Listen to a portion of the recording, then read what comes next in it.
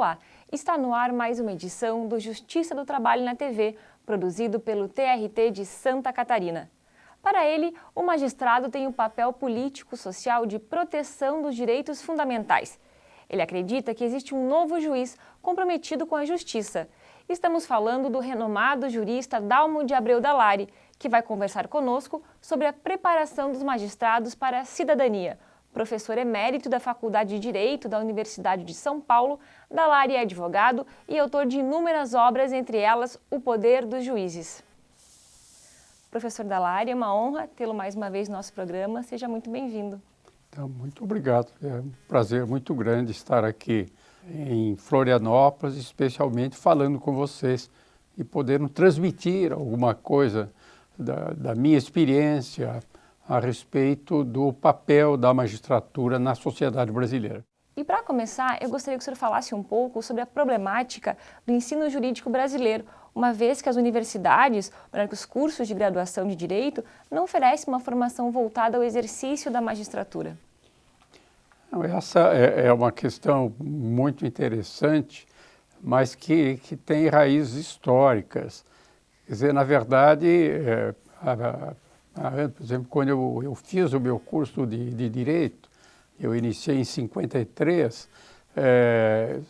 havia 3 grandes carreiras no Brasil, ou ser médico, engenheiro ou advogado, era o que se falava. Então, o curso de Direito era o curso para formar advogados, pura e simplesmente. Não havia uma consciência e preocupação de uma formação mais pormenorizada, específica para as diferentes carreiras jurídicas. Era a única, e a ideia era essa, vai estudar para ser advogado. E depois é que o estudante definia qual das áreas jurídicas em que ia atuar, não é? E isto ainda durou, digamos, até século XX, até perto da Constituição de 88. Então, nós tínhamos este tipo de formação e, em grande parte, ainda permanece isto nas escolas de direito. Quer dizer, não há uma especificação para que carreira jurídica você quer formar.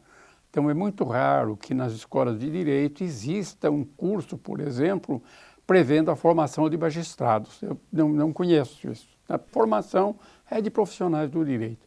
Então, talvez seja a hora de refletir sobre isso e, quem sabe, até por meio de convênios, acordos dos tribunais com as escolas de direito, introduzir esta diferenciação na formação do futuro profissional do direito. Atualmente, o sistema de recrutamento dos juízes, ele exige 2 requisitos, que é a graduação de Direito, como a gente mencionou, com 3 anos de atividade jurídica e a aprovação no concurso público. Esses requisitos são suficientes para o magistrado enfrentar as demandas concretas da profissão? Não, aí depende muito da orientação que se der aos concursos, né? Das disciplinas que forem incluídas, das questões que foram propostas. Assim, por exemplo, eu tenho acompanhado mais de perto os concursos de ingresso realizados no Tribunal de Justiça de São Paulo. Eles se realizam sempre com a presença de advogados na comissão julgadora. E se está fazendo um esforço para introduzir questões que vão além da mera formalidade legal. Eu acho que é necessário isso sim, ter bem consciência da necessidade de ter um juiz com formação mais ampla, mais completa do que aquela pura e simplesmente formalista, legalista. Então é preciso sim que haja uma aproximação dos tribunais com as escolas de direito para que isso seja introduzido na formação de profissionais. Essa formação hoje é basicamente a cargo dos próprios tribunais, né? Escolas judiciais foram criadas nos tribunais aí de todo o país, que são os responsáveis, então, pela formação dos magistrados que iniciam na carreira e também dos que já estão há mais tempo. Que tipo de disciplinas e de conhecimento deveria ser aplicado nessas instituições? Na verdade, hoje em vários estados já existe uma aproximação de tribunais com cursos jurídicos, não no sentido de fazerem convênios, criar disciplinas novas, mas de abrir espaço para estágios, por exemplo, que são importantes. Mas numa visão mais ampla, mais geral, eu sustento no meu livro O Poder dos Juízes, é que é necessária uma formação humanista do juiz. Então, é preciso ir muito além do legalismo formal, do processualismo, e introduzir noções básicas. Filosofia é fundamental, noções de ética, mas, ao mesmo tempo, noções de antropologia, da cultura. O juiz vai apreciar situações em que estarão presentes pessoas vindas de culturas diferentes. Então, ele deve estar preparado para isso. Assim, por exemplo, aqui em Santa Catarina, um caso que inclua alguém que nasceu em Florianópolis, que tenha todo tipo de influência típica da sociedade de Florianópolis, é diferente do caso que também ocorre em Santa Catarina, em que uma das partes é um índio. Então, há uma diferença cultural e é preciso que o juiz esteja preparado para isso. Então, ter noções básicas de antropologia, de sociologia, inclusive, para poder avaliar de maneira mais ampla, mais completa a situação humana sobre a qual ele deverá decidir. O senhor diria, então, que essa centralidade na técnica jurídico-processual prejudica a formação do juiz para a cidadania? Claro, é muito limitadora, não é? É muito limitadora.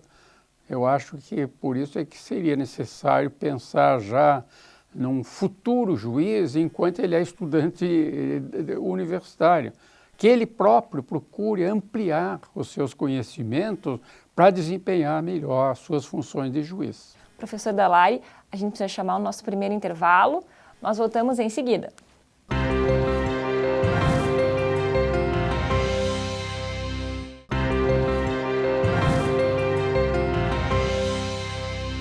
Voltamos para o segundo bloco do programa. Estamos conversando com o jurista Dalmo Dallari sobre a preparação dos juízes para a cidadania. Professor Dallari, nos últimos tempos, o Poder Judiciário tem assumido aí o protagonismo na política ao tratar de diversos temas, entre eles a corrupção envolvendo políticos ainda no exercício dos mandatos. Qual deve ser a postura do magistrado para não comprometer as decisões com as suas convicções político-ideológicas de cidadão? Esse é um ponto de extrema importância e é interessante lembrar que isto foi assinalado até com bastante ênfase pelo atual presidente do Supremo Tribunal Federal, ministro Lewandowski, no seu discurso de posse. Ele falou no protagonismo do juiz, exatamente chamando a atenção para isso. O juiz hoje não é um automático aplicador de formalidades legais. Então, é preciso que o juiz se prepare para isso, que tenha consciência desse seu papel, dessa responsabilidade, mas há um ponto essencial: o juiz não deve ser influenciado na medida do possível, ele é um ser humano, mas não deve ser influenciado por suas convicções políticas, por suas preferências políticos partidárias. Ele deve fazer um esforço muito grande para se ater a padrões éticos e jurídicos. E, neste ponto, a Constituição brasileira atual, de 88, é excelente, porque ela trata das relações humanas, dos direitos fundamentais, de maneira muito ampla, muito além do mero formalismo. Então, se o juiz aplicar a Constituição, ele tem a possibilidade de superar o legalismo formal. Eu acho que é isso que ele deve fazer, mas na medida do possível ter esta consciência de suas limitações e de suas responsabilidades. Não se deixar levar ou influenciar por suas preferências ou convicções políticas, e menos ainda político-partidárias. Então, muito bem. O senhor fala de um juiz que está mais comprometido com a justiça. Quem é esse juiz? É isso que vem acontecendo, e especialmente foi muito acentuado depois da Declaração Universal dos Direitos Humanos. Quer dizer, o papel do judiciário foi, de certo modo, ampliado. Ele deixou de ser visto como um mero solucionador de conflitos legais. Quer dizer, ele, na verdade, tem um papel social extremamente relevante. E isso se refletiu em movimentos da magistratura, por exemplo, da magistratura italiana, mas também na própria magistratura dos Estados Unidos, com o ativismo judiciário, mas esse ativismo nunca deverá significar uma atuação política ou político-partidária. É uma atuação jurídica, essencialmente jurídica, mas jurídica não quer dizer legalista formal.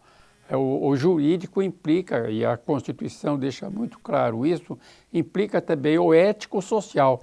Então o juiz deve procurar a solução dos conflitos, das divergências, levando em conta os valores éticos fundamentais, a cultura, os aspectos sociais e o valor essencial da pessoa humana.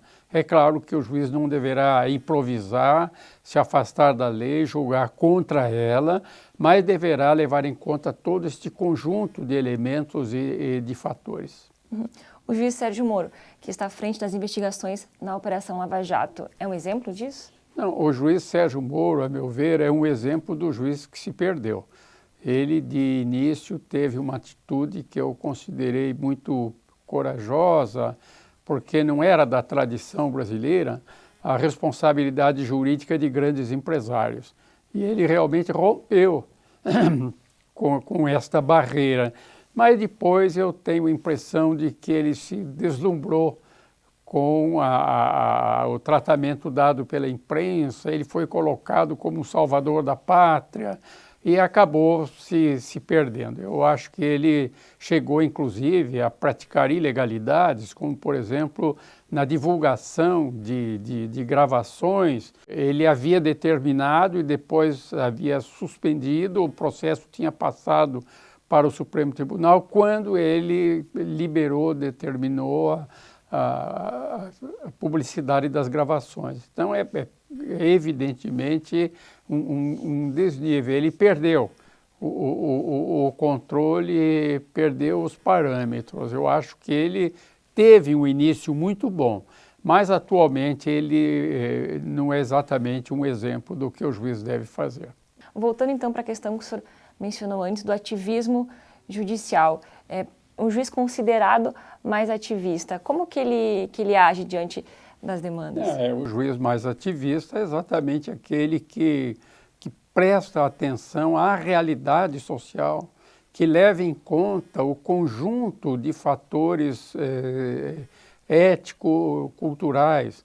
Então, basta lembrar isso, o juiz que atua numa sociedade do Nordeste é diferente do juiz que atua em Santa Catarina. Quer dizer, há fatores históricos, fatores culturais que influem no comportamento das pessoas. E o juiz, então, deve estar atento a esses fatores para fazer a aplicação mais justa da lei. E a aplicação mais justa é aquela que corresponde aos objetivos visados pelo legislador, mas levando em conta circunstâncias concretas da sociedade e das pessoas envolvidas no caso que deverá ser julgado. Bom, nas últimas manifestações populares relativas ao processo de impedimento da presidente, vimos aí nas redes sociais várias postagens de juízes apoiando esta ou aquela posição. Como o senhor avalia essas atitudes, uma vez que a Constituição proíbe o juiz de exercer atividade político-partidária? Um juiz formalista dirá isto. A minha manifestação foi política e não político-partidária. Mas, na verdade, essas manifestações são muito maléficas até para a imagem do judiciário e para a autoridade do judiciário. Porque o juiz que se manifesta politicamente, que adota uma posição política, ele já não será visto como um agente da justiça, neutro e imparcial. Isso compromete a imagem, a autoridade do judiciário, mas também, evidentemente e inevitavelmente, compromete a própria autonomia e independência do juiz, porque ele estará publicamente assumindo uma atitude que implica um compromisso jurídico. E aqui eu me lembro que é tradicional o Brocardo dizendo que o juiz só fala nos autos. Eu acho que isso é sábio, isso é muito bom. O juiz não deveria participar de reuniões políticas, de entrevistas políticas, porque isso compromete a imagem da magistratura e faz com que as pessoas confiem menos no juiz e acreditem menos na sua imparcialidade, o que é muito negativo, porque é muito importante, é fundamental que toda a cidadania confie nos juízes e respeite, portanto, as suas decisões. Professor Dallari, a gente precisa chamar mais um intervalo, nós voltamos em seguida.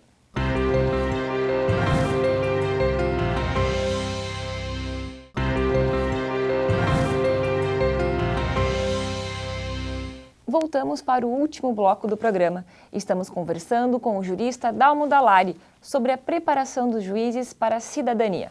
Professor Dallari, as práticas de audiências públicas e visitas em locais de conflitos trazidos ao judiciário deveriam ser incentivadas como forma de aproximar a justiça da sociedade? Não, já houve uma série de inovações extremamente importantes na organização, no funcionamento do judiciário brasileiro. Assim, para lembrar alguns pontos que são fundamentais, a audiência de conciliação. Aliás, é curioso, eu vou me permitir lembrar isso. Eu participei de audiências de conciliação precisamente há 60 anos, porque ela foi introduzida no Brasil através da Justiça do Trabalho.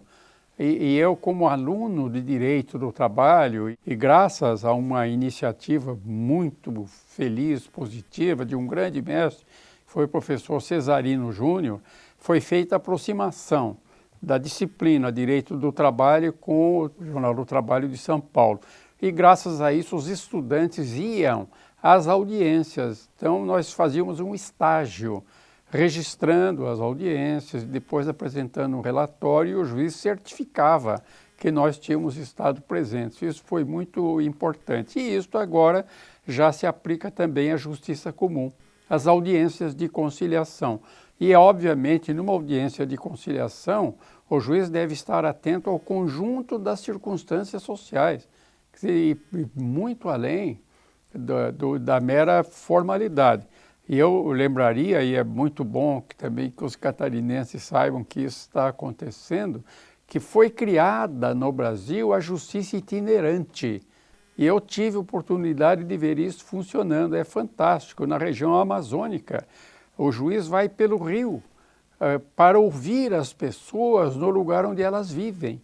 Às vezes, lugares distantes, isolados, elas teriam dificuldade para chegar ao judiciário, então o judiciário vai a elas.